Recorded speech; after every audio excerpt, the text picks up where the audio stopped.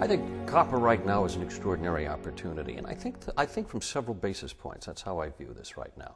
First of all, if you believe that as I do, that China will be leading the world in infrastructure development over the next decade or two, that they're going to be an enormous user of copper. If China doesn't want to have a recession, they don't have a recession.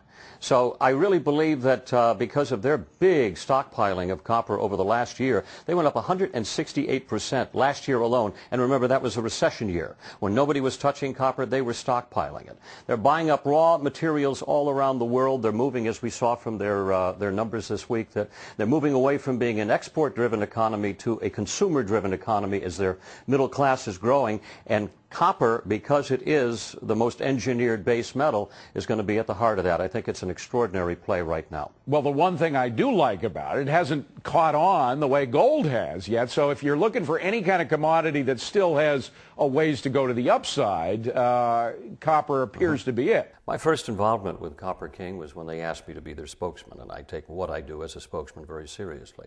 So I went out and put my boots on the ground out there on the slopes of western Utah there, and actually got to see the mine as it was developing out there.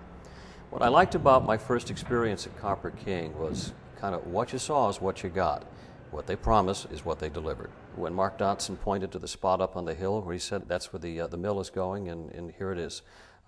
Inside of 2 years later, that mill is up and running 24/7 right now. Now, why is the company that you're working with better suited than other companies to take advantage of all this? Well, it's a brand new mine. This is the first mine to come online in the United States in a long, long time. In fact, in memory anyway. This is 60,000 acres up on the western slopes of Utah, called Copper King Mining, CPRK, on the pink sheets there. It's the only pink sheet stock that I own, by the way, in saying that in fairness. But I do my due diligence when I get involved with a company. I go up there, I put my boots on the ground, and they are now open. They're mining it. It's being delivered to the smelters right now. They have their mill online as of September.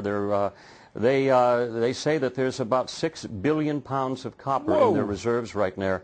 Yeah, I know. And over the 80-year life of that mine, that's for less than a penny a share, my friend. That's a pretty good revenue growth. I'm a very nervous investor when it comes to working with developmental companies. So I go back to make sure that, one, there's a good story there. Number two, that I like the management. And number three, that I believe in the product. They have probably the richest untapped. Platinum or palladium or tin or any of these other metals that are similarly, well, not platinum, but cheap.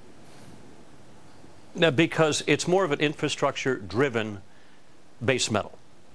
You're going to be using copper as the automobile industry increases. They're going to be using hybrid vehicles. The core of those are going to be copper.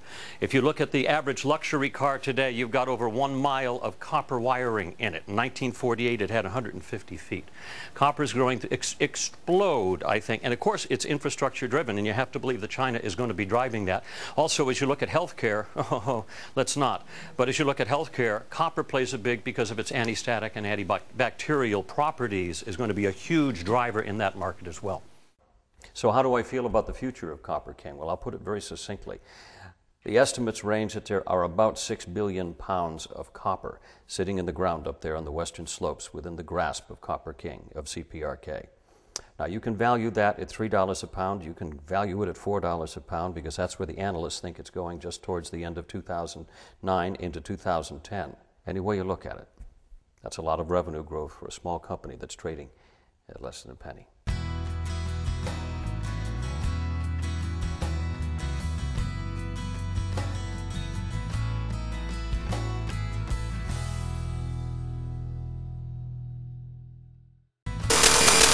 Company that's company that's company that's company that's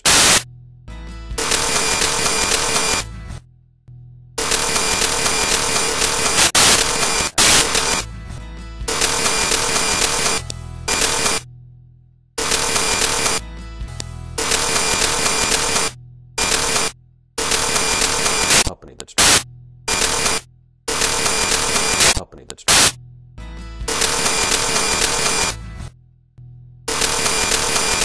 company that's